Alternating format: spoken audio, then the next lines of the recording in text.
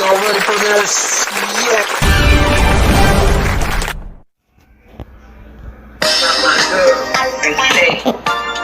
This is the Lisa Baxter Show, giving you the 411 and the kidney one. About my girl and say, this is.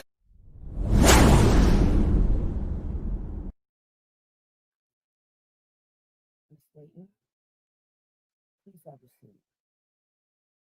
I need to talk to you. This is Dr.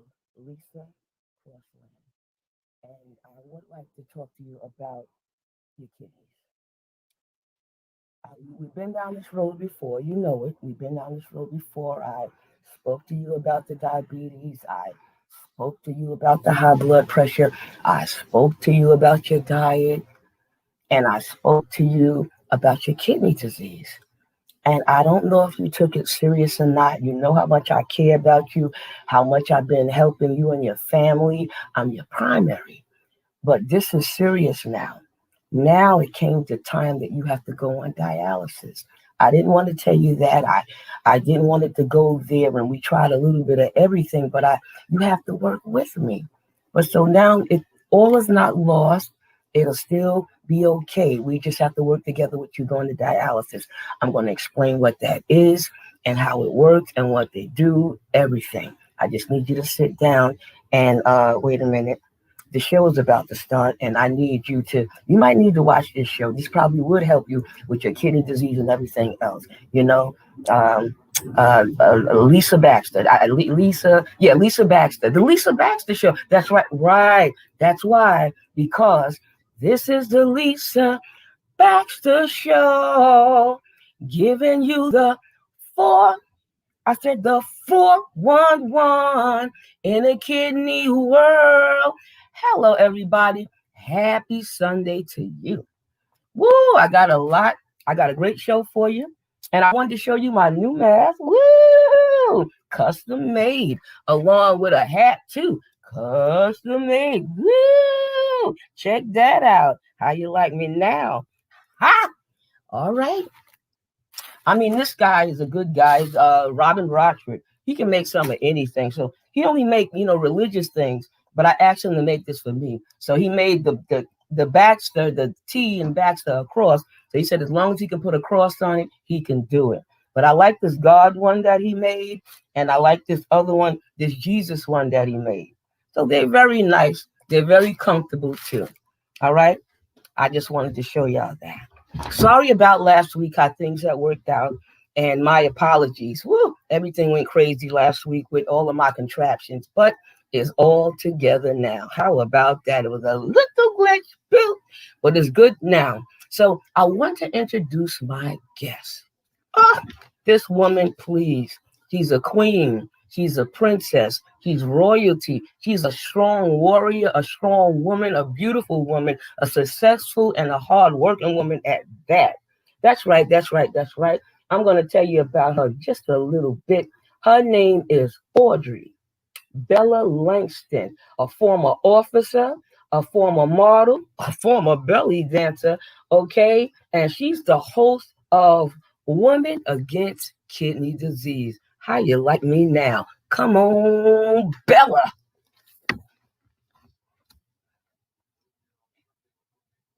Come on, Steve.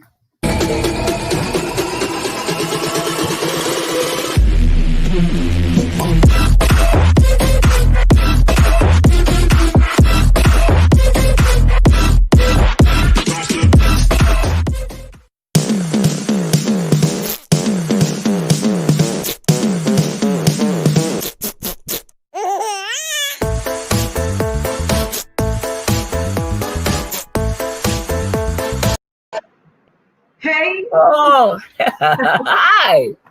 Look who I got on the show. Look at this. Look at this. Come on here. Girl, my girl. Oh, my God. I love you. Your intro is so fresh. You better go ahead. Singing and I ain't everything. mad at you. Thank you. Thank you for inviting me on your show.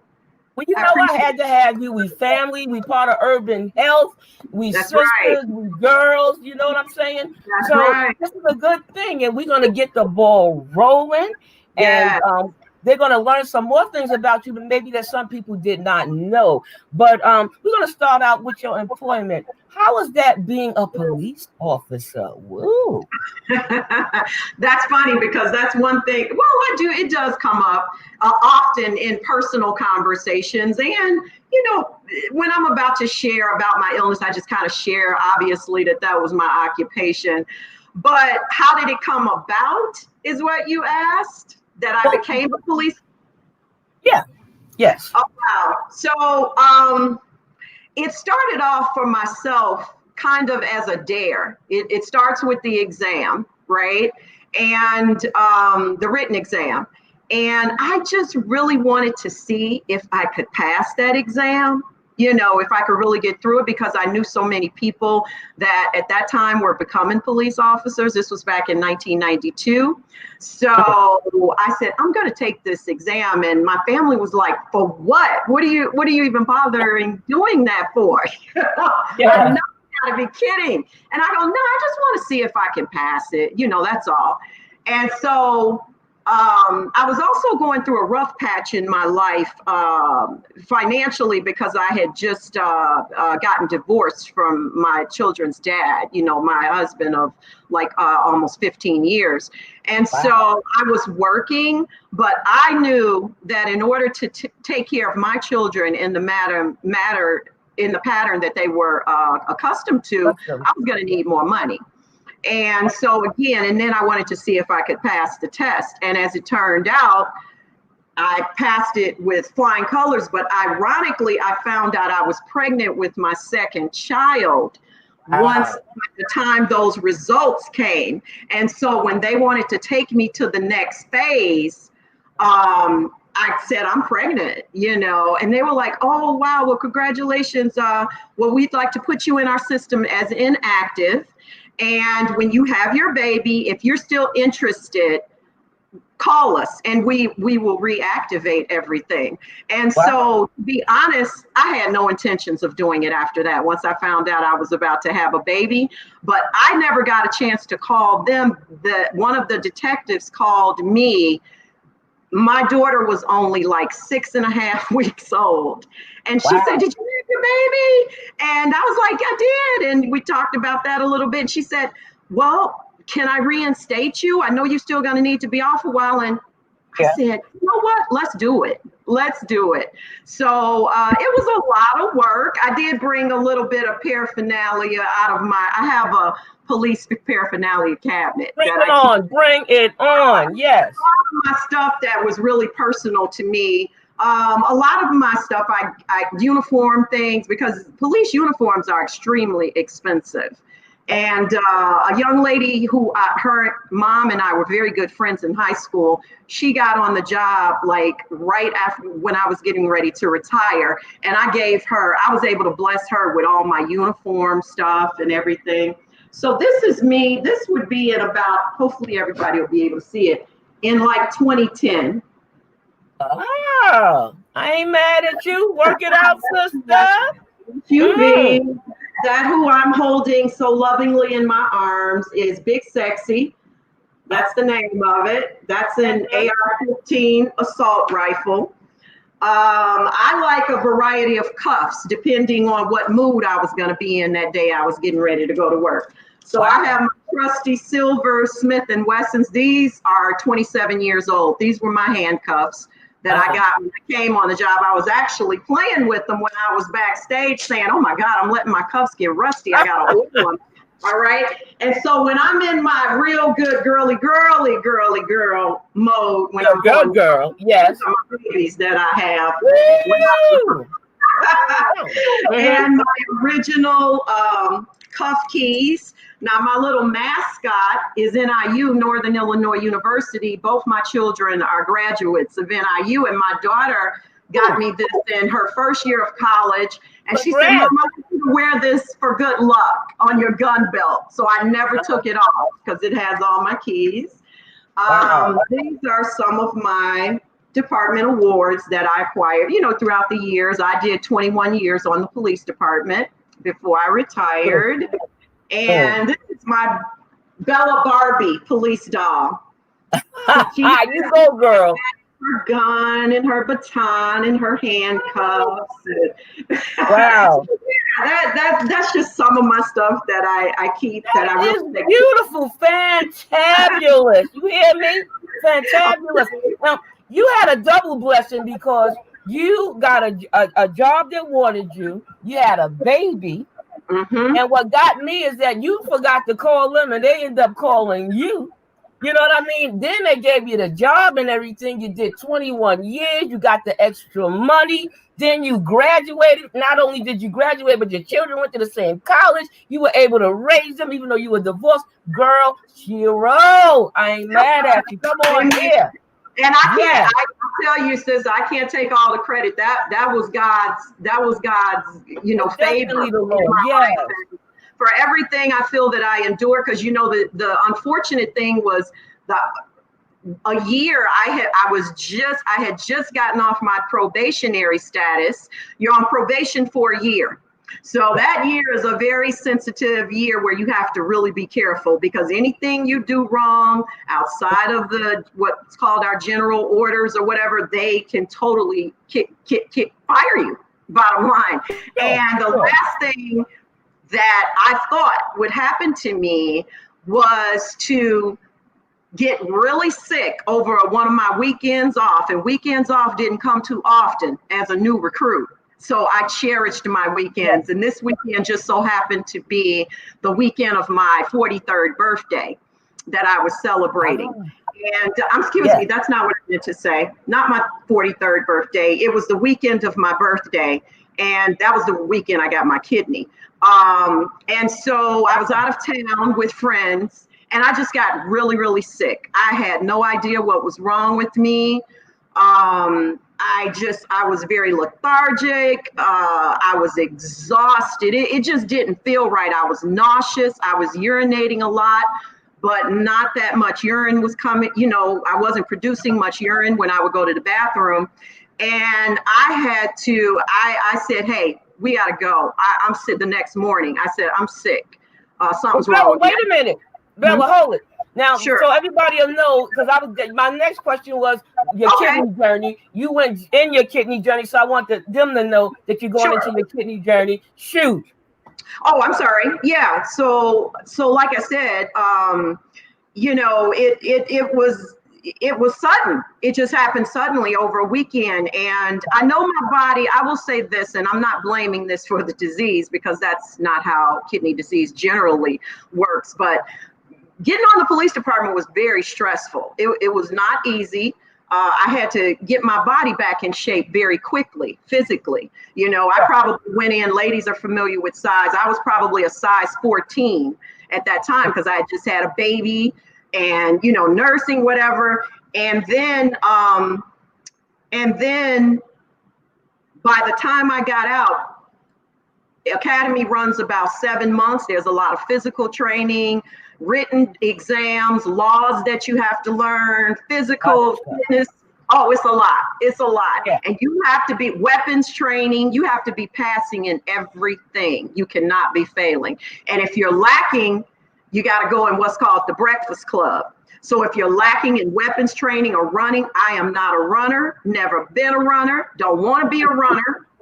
And I was lagging behind. The one thing I'm lagging behind in is my running. Now I would keep up, but I didn't like it. And so you like running? I used to run track. What? No, but you know what? Not until I got conditioned for it. It made a difference. Got to get conditioned. My body wasn't conditioned for that. That just wasn't one of my athletics of choice, And so my not personal trainer, but physical trainer in the academy was the brother of Mr. T.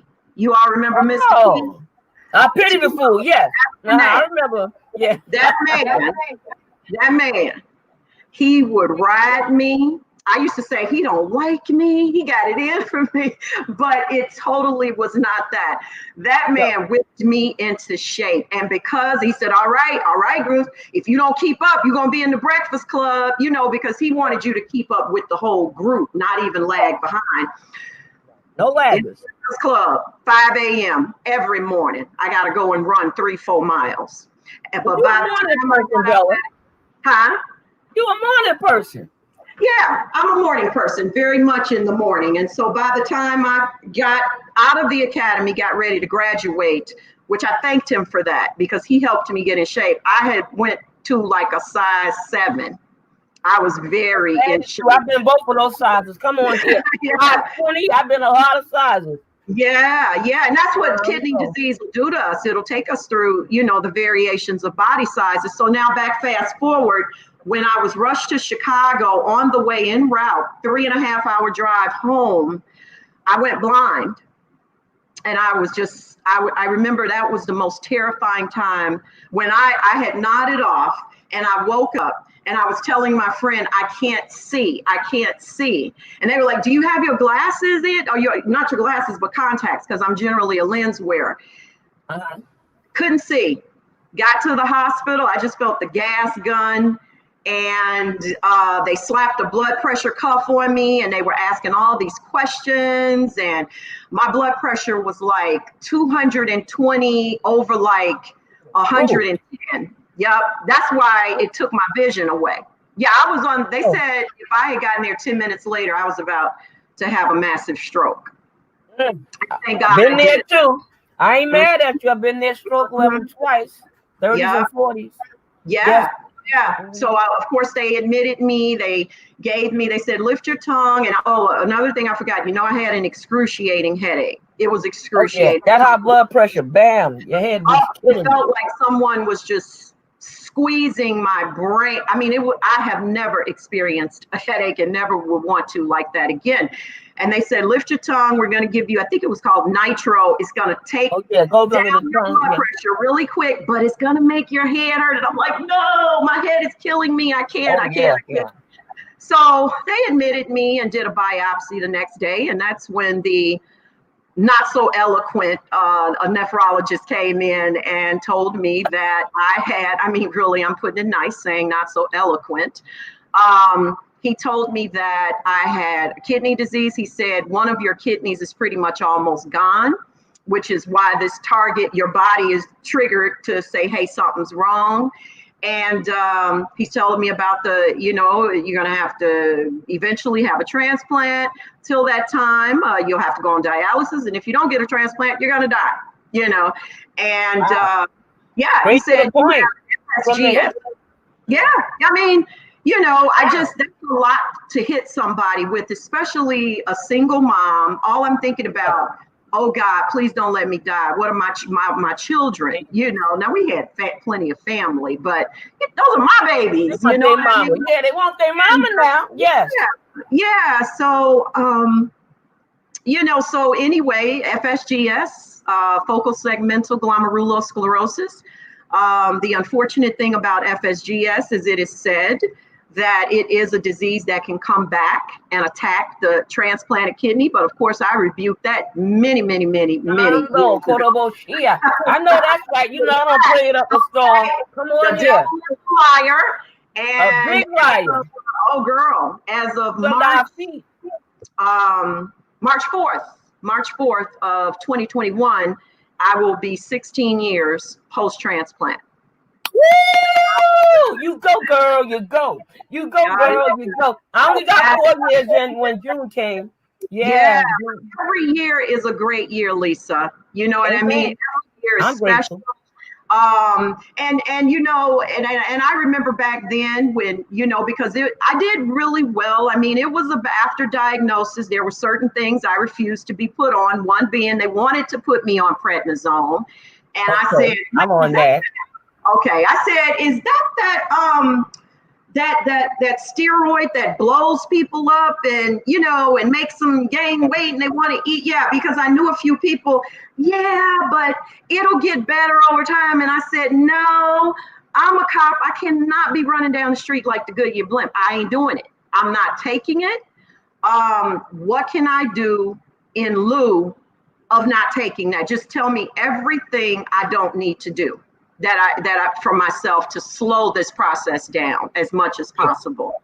And he said, well, lay off, kind of lay low on the protein. And I said, well, you mean like meat, red meat, things high in protein? Yeah, I said, done. I'm not eating it anymore. And he goes, no, you don't have to stop eating it. I said, I'm not eating it anymore. And I haven't had red meat since then.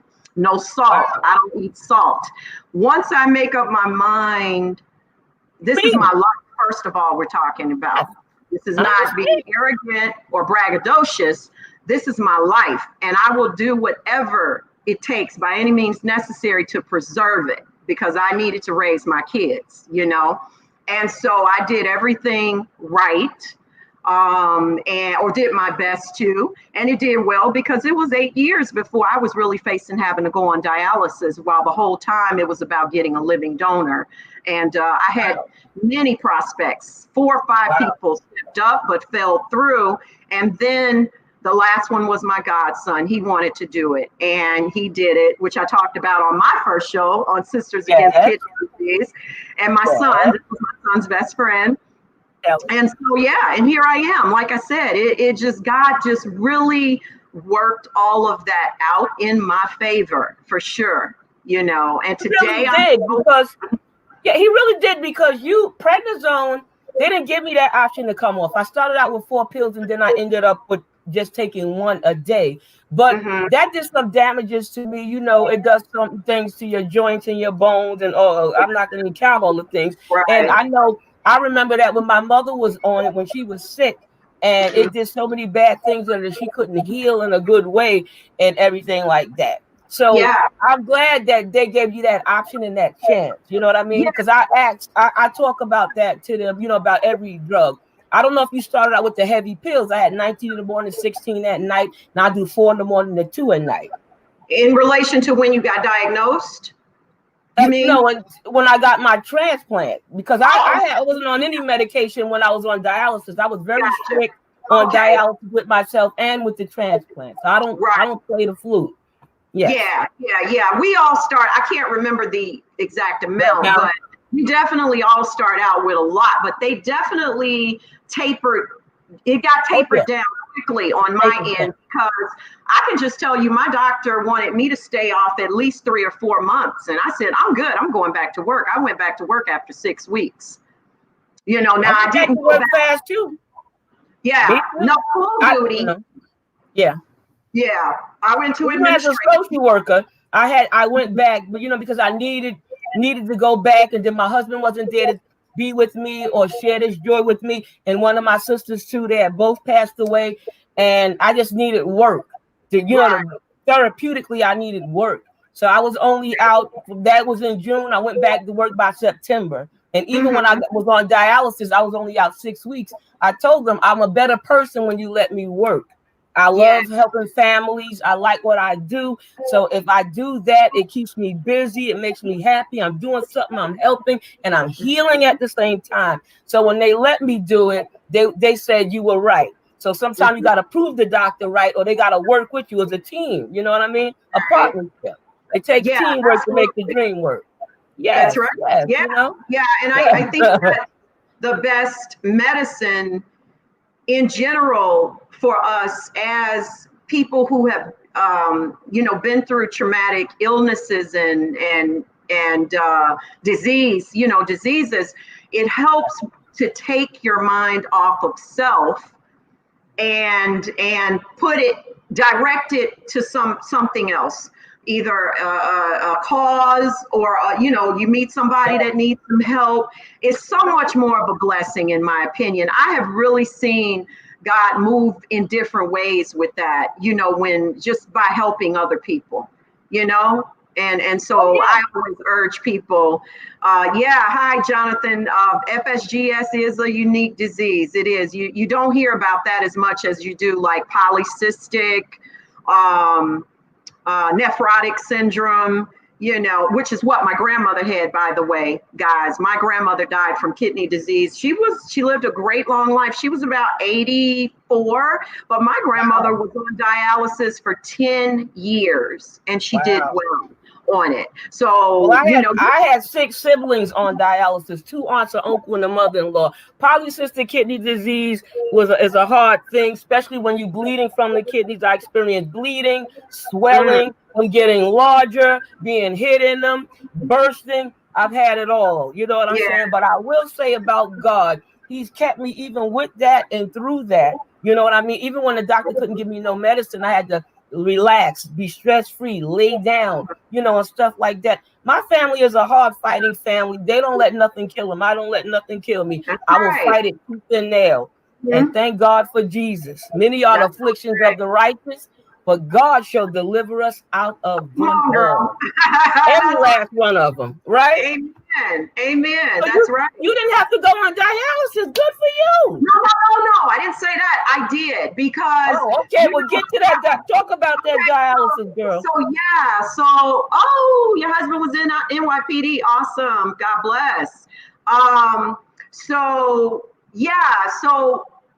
as I said, I had potential donors.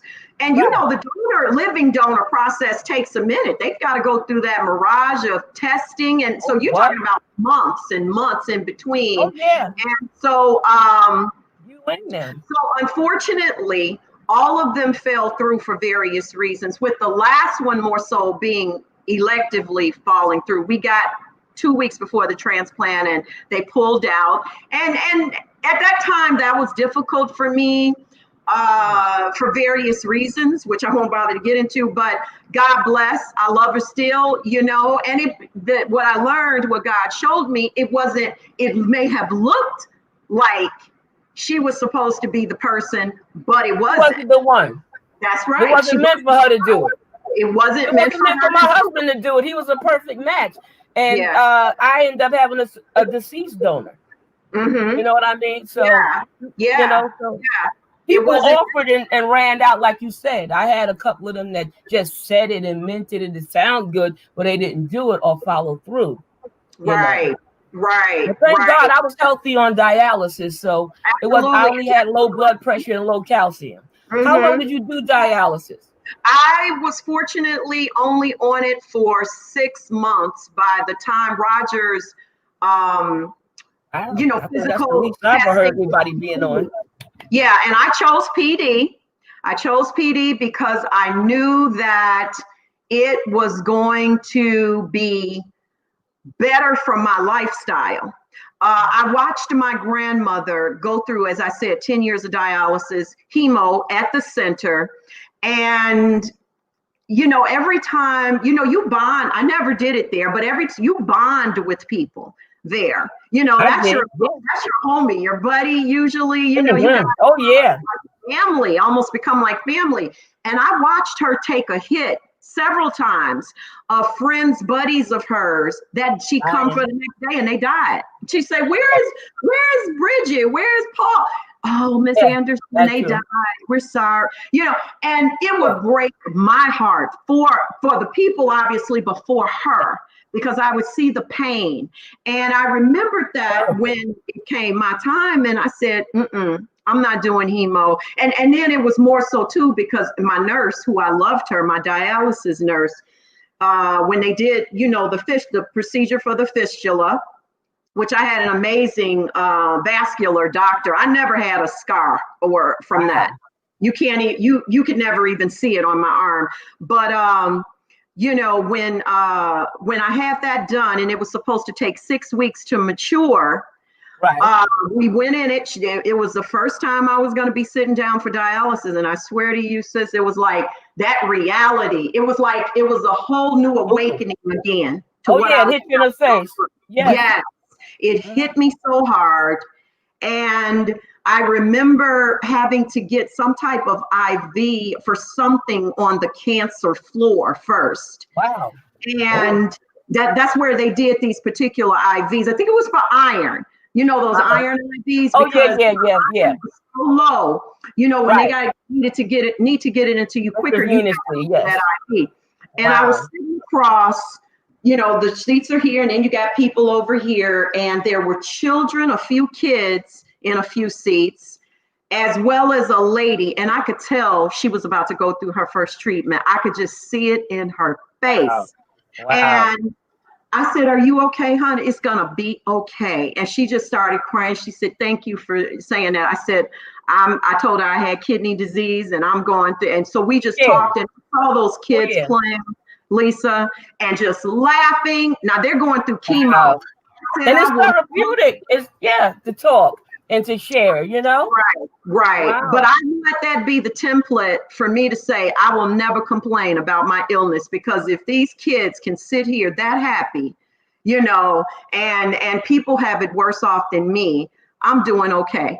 And I can do this. And so then I started on, and so she infiltrated my vein. Instead of her going, which I'm sure Steve is familiar with this as well as any other nurse. Oh, yeah. Nurse Belcher got a show after this. But wow. It was excruciatingly painful. Excruciatingly painful. My arm was the color of my shirt the next day. Yeah, I couldn't stand all of that stuff when they did all these different things to my access. So you see, I talk about it and everything. But you do a show. Tell us a little bit about your show. And my show against kidney disease. Yeah, which culminated from my brother Steve. You know, when you first met me, I'm sure or saw me, it was, you know, on Urban Media Outreach on Steve and Tamika's show. And from that, I did which went really well, I think. And from that, I did a co-hosting show with my guy Jared. You know, Jay. Yeah, J-Man, our amazing graphics guy. And so that went well. And then Steve talked to me about hosting Sisters Against Kidney Disease. And I said, okay, sure, I'll do it, you know. And it is just, it's, you know, you skyrocketed. You're doing a great job with it. Thank you. I have felt really blessed with acquiring my speakers and everybody. I love how most people are willing to come and share what they have gone through. You know, the good, the bad, the ugly. You know, every story is not going to be just this beautiful painted story. We have many people who have been through some stuff, just like Melissa was my last guest, Melissa Bias. Melissa Bias, Steve had her too, and she has a heart-wrenching story, a beautiful person, a real warrior. Yeah. A warrior in her own right. You know what I mean? Chronically, I think she called herself Chronically Susan. That story was very heart-wrenching to me because she will never be able to get a transplant. She had to accept the fact that she's going to be on dialysis the rest of her life. And she's young, beautiful woman, you know. And so it's in those moments that I say I am just so grateful to God for and Steve for opening up this platform for me, because I was active anyway. I've been volunteering, Lisa, since I got diagnosed. I just went all in for it, right? 17 years. Yes. Mm-hmm. I've been all over the place. I ain't mad at you.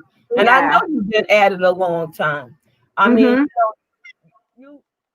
what would you say, or who would you give a shout out to or advice to anybody that maybe want to do a show or work in your field or anything of that nature? That would want to do a show? If anybody out there looking now and they wanted to be a host, or maybe they went your way of with the kidney thing, you know what I'm saying? Or even maybe they wanted to be a police officer, you know, on the same right. Whichever advice you want to give, all three or just one? No, I would say one thing about all of those things that you just named, be it hosting a show, definitely being a cop, and regarding sickness and getting to that certain point, which is, I believe, what you're saying regarding that, how to get past those hurdles. First and foremost, you know, I've learned over the course of being a Christian for the last 7 years, you got to put God first in your life.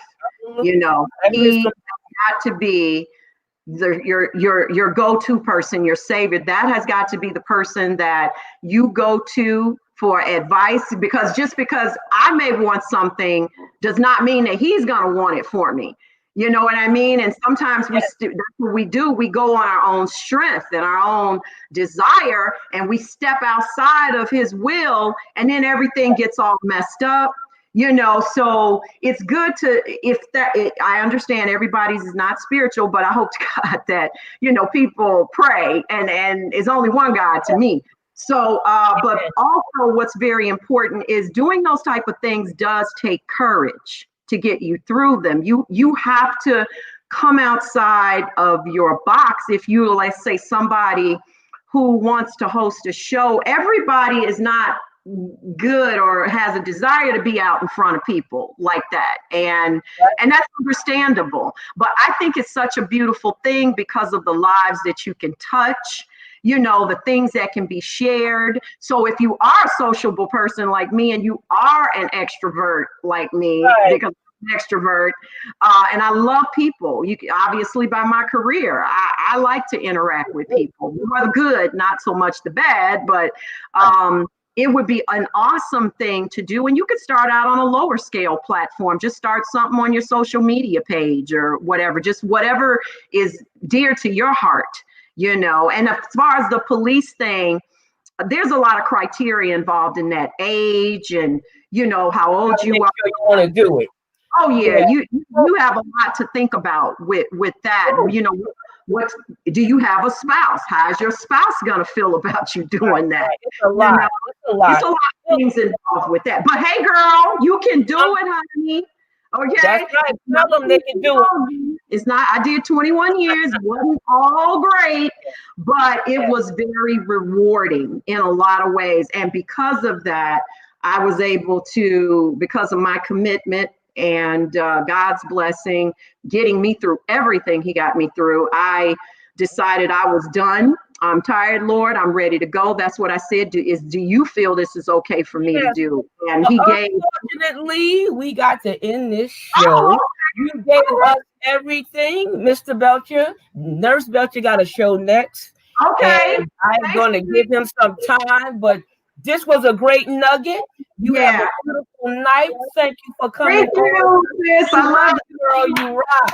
Thank you. Have a great night, guys. Bye-bye. Blessings. Okay. Amen. Right. Amen. Guys, I told you you get a great nugget, a big nugget. God bless you. Thank you. I see you next week. Much love and peace. Your girl. Mwah.